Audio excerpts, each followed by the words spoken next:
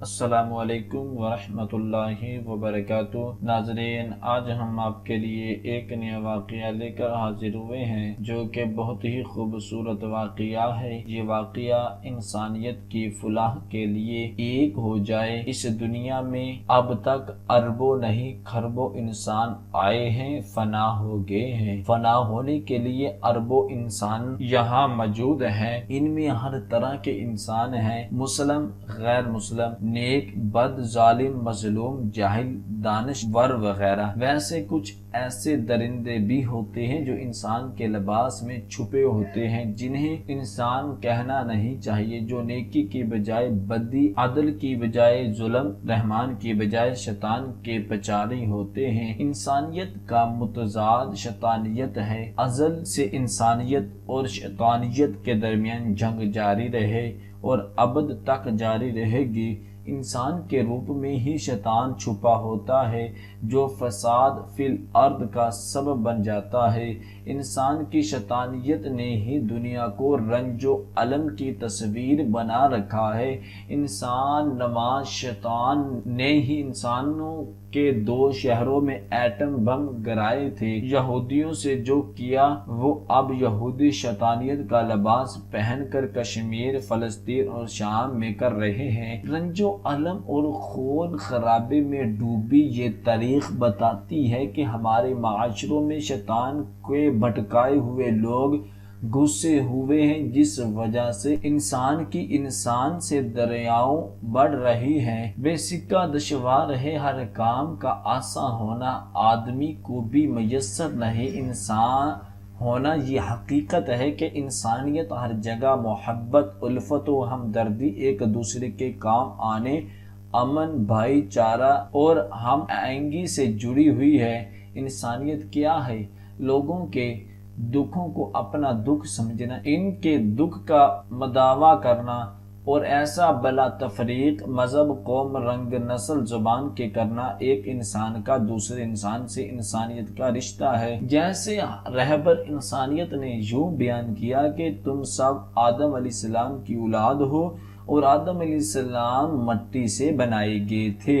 ہم اپنے ارد گرد دیکھیں تو علم ہوتا ہے کہ انسانوں میں انسانیت خوابیدہ ہے۔ اکثریت کے دل مردہ ہو چکے ہیں۔ مردہ ہی نہیں، انسانوں کے دل پتھر ہو چکے ہیں، بلکہ اس سے بھی سخت ہو چکے ہیں۔ انسان کا دل تو نرم ہوتا ہے، وہ دوسرے کے دکھ پر تڑپ جاتا ہے، لرز جاتا ہے۔ تعمیر انسانیت کے لیے انسان کے دل میں درد کا ہونا ضروری ہے، دل کا نرم اور زندہ ہونا ضروری ہے۔ درد دل کے واسطے ہی پیدا کیا انسان کو، خدمت خلق ہی معراج انسانیت ہے۔ انسان تو وہ ہے جو اللہ کے بندوں اور اپنے بھائیوں اور دوسرے انسانوں کے لیے جیتا ہو، ان کی سردی گرمی، بھوک پیاس، دکھ غم میں شریک ہوتا ہو۔ فرشتے سے بڑھ کر ہے انسان بننا، مگر اس میں لگتی ہے محنت زیادہ۔ یہ بات حتمی ہے کہ صرف وہ ہی دوسرے انسانوں کے لیے فائدہ مند ہو سکتا ہے، جیسے آخرت کا خوف ہو، اسی طرح صرف وہ دین یا مذہب ہی دین اسلام انسانیت کہلانے کا مستحق ہے جو ہمہ گیرا اور آفاقی ہو۔ اسلام ایک امن پسند فطرت سے ہم آہنگ دین ہے۔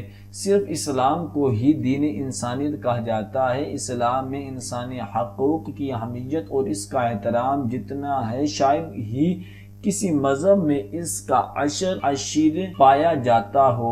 دین اسلام کے خلاف اس کا اصل چہرہ چھپانے کے لیے عالمی پروپیگنڈا، شیطانیت کے ماننے والوں کی بھرپور سازشوں کے توفیل افواہیں حقائق کی شکل اختیار کر چکے ہیں اور اسے دنیا کی اکثریت سچا ہی یا سچ جیسا تسلیم کرنے لگی ہے۔ انسان اور انسان کے دوسروں انسانوں سے رشتے، نعتوں، لین دین کا مکمل نظام اسلام نے دیا ہے۔ بھوکے کو کھانا کھلانے، پیاسے کو پانی پلانے، بیماروں کی عیادت اور اس کی مزاج پرسی، ظالم کو ظلم سے روکنے، سچی گواہی دینے وغیرہ جیسے احکام اسلام کے ہیں۔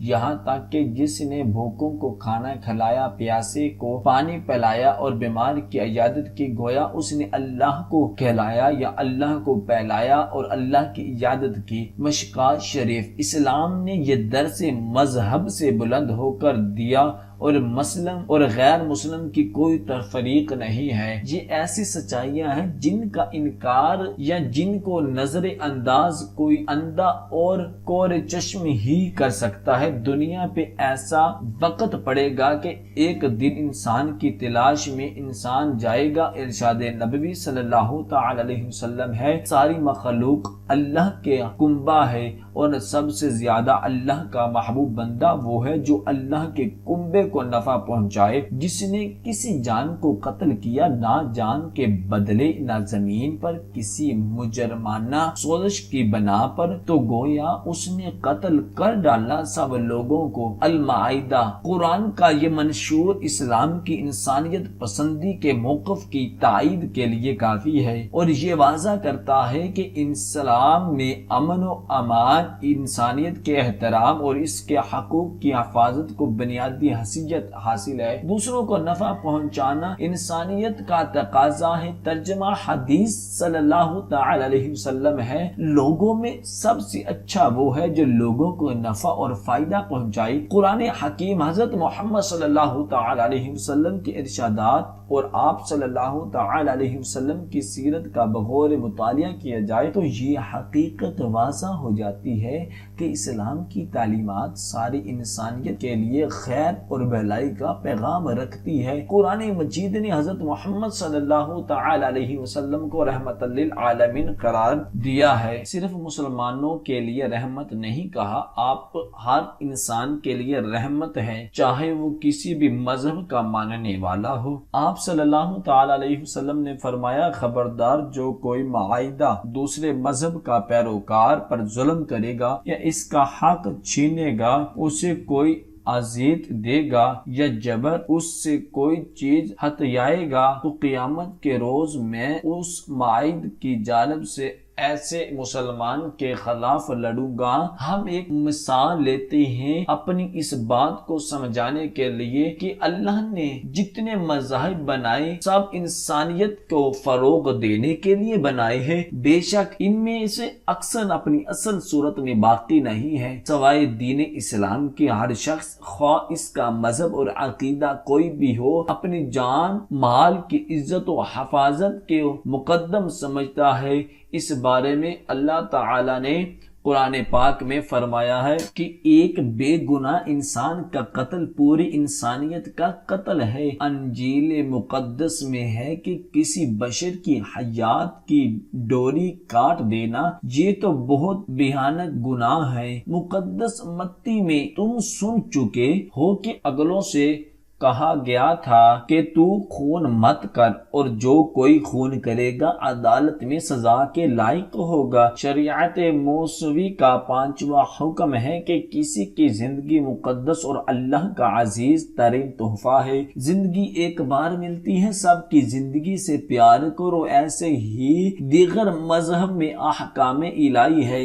آج ہم اپنی من مرضی کے مطابق مذہب کو کچھ اور ہی شکل دے رہے ہیں۔ انسان انسانیت کو بھول گیا ہے۔ ہمیں صرف ضرورت ہے کہ ہم انسانیت کے علم بردار بنیں۔ اللہ تعالی مسلمان کو دیگر مذاہب سے مشترک انعقاد پر اتحاد کا حکم قرآن پاک میں کچھ یوں دیتے ہیں، کہہ دو کہ اہل کتاب، جو بات ہمارے اور تمہارے دونوں کے درمیان یکساں تسلیم کی گئی ہے اس کی طرف آؤ، اور وہ یہ ہے کہ خدا کے سوا ہم کسی کی عبادت نہ کریں اور اس کے ساتھ کسی چیز کو شریک نہ بنائیں، اور ہم میں سے کوئی کسی کو خدا کے سوا اپنا کارساز نہ سمجھے۔